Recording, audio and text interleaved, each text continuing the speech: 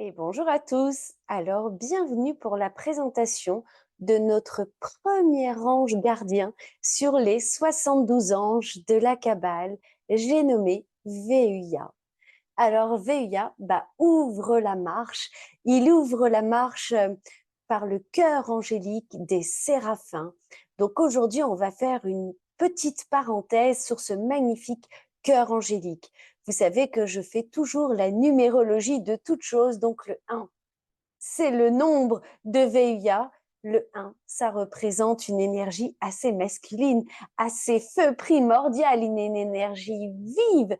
C'est les grands commencements, les grands recommencements. C'est la puissance et vous allez voir que c'est complètement en lien avec le travail de l'ange Veuya. C'est un ange de polarité féminine qui a une couleur, une émanation magenta et les planètes qui vont lui conférer une aide et qui vont le seconder sont Neptune, qui est la planète du coup du cœur angélique des séraphins, et Uranus en plus. Donc c'est un très intéressant mélange de planètes. Mais aujourd'hui, j'ai décidé quand même de vous faire un petit briefing sur les séraphins, dont l'archange recteur est le grand archange Métatron, qui Métatron a la particularité d'avoir été incarné et d'avoir eu un frère jumeau qui s'appelle Sandalphon. Donc Sandalphon s'occupe, lui, de la terre et Métatron des cieux. On pourrait même dire de l'énergie source terre et de l'énergie source ciel. Donc c'est important de le voir comme ça. C'est le plus grand des archanges qui dispensent en fait ce qu'on appelle la lumière source, la lumière divine. Ce cœur angélique des séraphins, dont Veilla ouvre le bal, en fait, est constitué de 8 anges. Et ces 8 anges vont chacun avoir 5 jours de régence. Donc, ce cœur angélique va être avec nous du 21 mars au 30 avril. Le mot séraphin, en fait, ce que ça veut dire déjà sur... oui, on va parler des séraphins. Ça veut dire les brûlants, mais les brûlants dans le sens du feu cosmique, du feu purifiant, du feu de lumière, de l'illumination, de la dissipation de l'ombre des ténèbres. Et ces anges vont vraiment avoir une grande particularité. Ce sont des anges extrêmement puissants. On dit d'eux qu'ils ont tous 3 paires d'ailes. En fait, ils dominent ce qu'on appelle les 7 péchés capitaux. Donc, ils vont nous aider dans tous nos vices, dans les péchés que l'on pourrait vivre, subir, faire dans cette vie. Ça va vraiment être le cœur angélique à appeler pour ça. Ces anges, en fait, sont là pour nous donner aussi tout le sens de notre vie. C'est comme s'ils avaient tout notre chemin de vie, ils avaient un parchemin où tout notre chemin de vie allait être écrit, du moins dans les grandes lignes, parce que nous avons bien évidemment notre libre arbitre. Mais du coup, ils vont nous aider à découvrir, comprendre notre destin, le sens de notre vie, à travers la connaissance des lois cosmiques, des lois de cause à effet. Avec ces anges-là, on va pouvoir parler également de la réincarnation, on va parler de ça, et surtout de la connexion à son moi supérieur, c'est-à-dire à son âme. On va faire une petite parenthèse sur Métatron également, qui est le grand archange recteur de ce cœur angélique. C'est le plus grand des anges. Il est associé à la planète Neptune. C'est le plus haut dans la hiérarchie céleste. C'est celui qui disperse, déverse toute l'énergie source sur Terre. Si vous avez déjà entendu parler de cette grande flamme blanche, en fait, eh bien, en fait, c'est l'archange Métatron. Donc, n'hésitez surtout pas à faire appel à ce cœur angélique des anges, même si ce ne sont pas vos anges gardiens. Mais vous allez découvrir tout de suite si Veilla est votre ange gardien ou bien à quel moment on va pouvoir travailler avec VIA. Comme je vous ai dit, tous les anges vont avoir 5 jours de régence. Et comment savoir si c'est son ange gardien? Tout d'abord, on va avoir tous, au bas mot, mais c'est vraiment au bas mot, 3 anges gardiens. Un ange du physique qui, lui, va correspondre à notre période de naissance, la fameuse période des 5 jours de régence de l'ange VUA. Mais nous avons tous un deuxième ange gardien qui lui va correspondre au jour précis de notre naissance. Et puis, nous allons avoir un troisième ange gardien, dit du mental, du spirituel, qui lui va correspondre à notre heure de naissance. Donc, Veuya pourrait être votre premier ange gardien si vous étiez né entre le 21 mars et le 25 mars. Donc, tout d'abord, un excellent anniversaire à vous. Peut-être que vous venez de découvrir que vous étiez un séraphin, que votre ange gardien était Veuya et que vous faites partie de la plus haute sphère céleste des anges. Donc, en tout cas, un merveilleux anniversaire à vous. Il pourrait être également votre deuxième ange gardien si vous étiez né un 9 janvier, un 21 mars, un 3 juin, un 17 août ou un 30 octobre. Il pourrait être également votre troisième ange gardien si vous étiez né entre minuit et minuit 19. Et du coup, vous allez peut-être remarquer une particularité avec cet ange, ce qui n'est pas le cas avec tous les anges.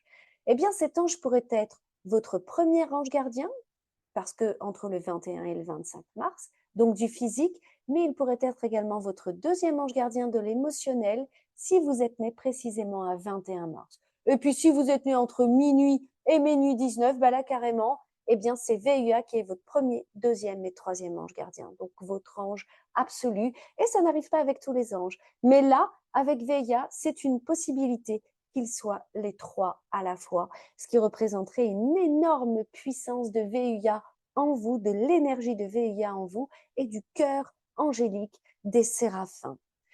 On va regarder, du coup, d'abord, on va faire un petit message pour les natifs. Du coup, pour tous ceux qui ont Veuya comme premier, deuxième ou troisième ange gardien. Du coup, on dit de vous que vous êtes un esprit subtil, audacieux, passionné par les sciences, mais particulièrement les technologies d'avant-garde, que vous êtes attiré également par l'art, que vous êtes capable d'entreprendre des tâches très difficiles, que vous êtes doté d'une énergie de feu, d'une énergie prête à combattre, à vous lever. C'est très, très énergique. Donc, c'est possible aussi quand même que vous sentiez beaucoup de turbulences à l'intérieur et voire même que vous ayez quelques petits pics de colère. Ce ne serait pas étonnant avec cette puissance que vous avez en vous, cher natif, quel soit votre ange, que Veuya soit votre ange physique, émotionnel ou spirituel, ça va être la même chose. Mais particulièrement pour vous, les natifs, ça va vous faire sourire. Cet ange travaille beaucoup le visage et très souvent, ces natifs sont roux avec des taches de rousseur. Pas tous, mais très souvent, on va retrouver des personnes rousses avec des taches de rousseur. Côté moral, on dit que vous avez un tempérament de leader. Côté âme, on dit que vous avez un petit mépris du danger, cher natif. Alors faites attention, vous avez une audace qui vous permet de triompher dans toutes les entreprises difficiles, dans les métiers exigeants. Vous avez de grandes capacités aussi à faire des performances sportives, mais aussi un très grand goût du risque. Alors faites attention à vous quand même. En amour, on dit que vous avez des sentiments très forts, que vous êtes quand même dans une fidélité, que c'est important pour vous. En ce qui concerne l'argent, on dit que vous pourriez être très fort pour organiser des mécénats. Ça, ce serait quelque chose qui vous appartiendrait. En santé, il est possible que vous ressentiez en vous souvent des migraines, des angoisses, des passions incontrôlables, voire même des pulsions incontrôlables. Mais n'hésitez pas à appeler votre ange pour soulager un petit peu tout ça, pour que ce surplus d'énergie soit éliminé, soit en faisant du sport, soit par d'autres choses. En tout cas, n'hésitez pas à appeler votre ange. Ça fait partie de vos petites failles en santé. Dans le travail, en fait, on dit que vous êtes quelqu'un de constant, de persévérant, beaucoup d'ardeur dans les défis, dans la compétition, dans les travaux très créatifs et que vous avez vraiment une grande vocation pour tout ce qui va appartenir au monde de demain. Et c'est pour ça qu'on vous parlait des technologies d'avant-garde. Alors ça, c'est complètement votre credo. Du côté plutôt spirituel, plutôt ésotérique, en réalité, vous avez une très grande ouverture au monde céleste, au monde de l'invisible. Il se pourrait que vous soyez même témoin de choses plutôt surprenantes dans la matière. Mais on va parler maintenant un petit peu plus pour tout le monde, où on va aller regarder les qualités, les vertus de cet ange, où nous pourrions tous travailler avec. Et vous, chers natifs, vous allez écouter aussi les vertus, mais vous allez écouter également les distorsions. Comme c'est votre ange gardien, vous pourriez vous retrouver beaucoup plus dans les distorsions, et ce serait OK, puisque ce serait ce que vous auriez à travailler avec votre ange. Donc, dans les vertus, on pourrait tous appeler Velia quand on a besoin de grands démarrages. Si vous connaissez les runes, ça pourrait correspondre à la première rune, à Féu. Pour commencer du bon pied, pour tout ce qui va être de l'ordre des innovations, de l'audace, du courage, des initiatives, des réalisations, des transformations, pour avoir plus de motivation, pour trouver des solutions à des problèmes difficiles, pour travailler son leadership dans tous les domaines, particulièrement les domaines d'avant-garde. Vous pourriez l'appeler également si vous vous sentiez dans une impasse, pour que VIA vous aide lorsque vous vous sentez un petit peu perdu sur votre chemin, pour vous redonner un petit peu la route, pour amorcer des changements positifs. Vous pourriez l'appeler aussi si vous aviez des remises en question à faire, afin de ne pas céder à vos craintes, à vos peurs, à vos angoisses. C'est un ange qui va apaiser également vos peines, qui va vous apprendre la puissance, le pouvoir de l'amour. Quand on met de l'amour dans quelque chose, quand on reçoit de l'amour, du coup, on va travailler aussi ce pouvoir un petit peu séducteur avec cet ange. Donc, comme je vous l'ai dit, il va vous apporter ce feu créateur, cette force vive, une abondance d'énergie, beaucoup de bravoure. On va travailler le fait de donner l'exemple avec cet ange, d'être un modèle, d'être vraiment un leader, et d'aimer si fort, d'aimer comme si c'était la première fois. Ça, c'est toutes les vertus. Mais on va aller regarder les distorsions, c'est-à-dire un petit peu le génie contraire. Pourquoi est-ce qu'on appellerait Veilla? Pour travailler quoi? La colère, l'arrogance, les personnes bousculantes, violentes, ceux qui manqueraient de réflexion, qui seraient dans une énergie de dictateur têtu, qui seraient acharnés, beaucoup trop imposants, ceux qui fonceraient sans réfléchir, au risque de blesser des personnes, de se blesser eux-mêmes, ceux qui auraient des passions dangereuses, qui seraient dans une impétuosité, qui seraient dans la destruction de leur entourage, ou qui voudraient forcer le destin, imposer sa volonté. Ça fait partie des distorsions de cet ange. Donc, on l'appellerait pour ça. Si on regardait maintenant un petit peu plus en santé, avec cet ange, c'est un grand ange guérisseur. Alors, on va pouvoir travailler beaucoup de choses. Sur les chakras, on va être sur le chakra sacré, le deuxième chakra, ou sur le plexus solaire, pour travailler ses blessures profondes et sa force, sa volonté d'atteindre ses buts, son rayonnement. Donc, on serait sur le plexus et le chakra sacré.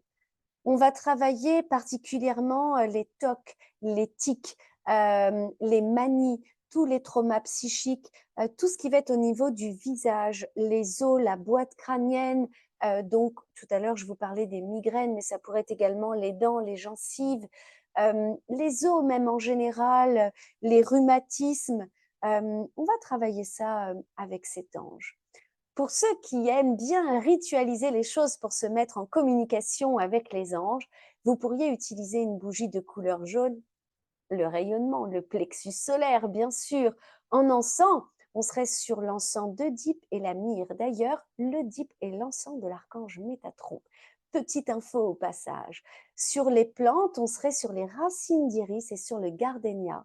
Et dans les minéraux, on pourrait travailler avec la cornaline. Si on devait regarder l'arcane du tarot qui correspondrait à Veilla, ça pourrait être le mât, en fait, pour l'aventure, la liberté, les voyages, l'impulsion. Moi, je dirais attention aux actions irréfléchies avec le mât. En tout cas, le mât pour la maîtrise de son énergie vitale.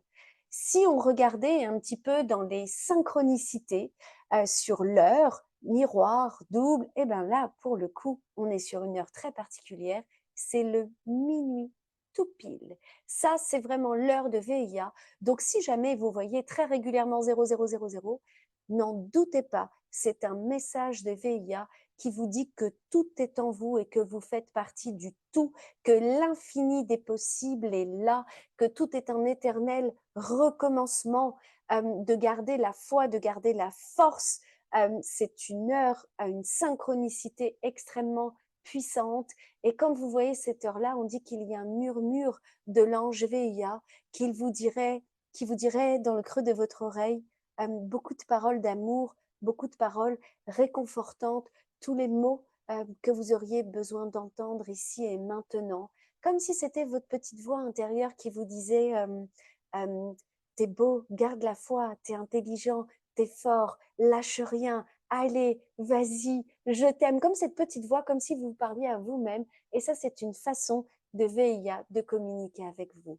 En tout cas, j'espère que vous en aurez appris un peu plus sur ce grand ange qui ouvre le bal de tous les anges de la Kabbale, des 72 anges de la Kabbale. N'hésitez pas à mettre un like si vous avez aimé cette vidéo, à vous abonner à ma chaîne Les Ateliers des Lunara. Et si vous aviez envie de calme, de méditation, j'ai une autre chaîne YouTube qui s'appelle Gaëlle de Vatasie, qui celle-ci est destinée à la méditation guidée que j'ai écrite et que je vous narre avec beaucoup de plaisir. Donc n'hésitez pas non plus à aller faire un tour sur cette chaîne et à vous y abonner si cela vous fait plaisir. Je vous dis à très bientôt pour notre deuxième ange de la Kabbale. Bye bye!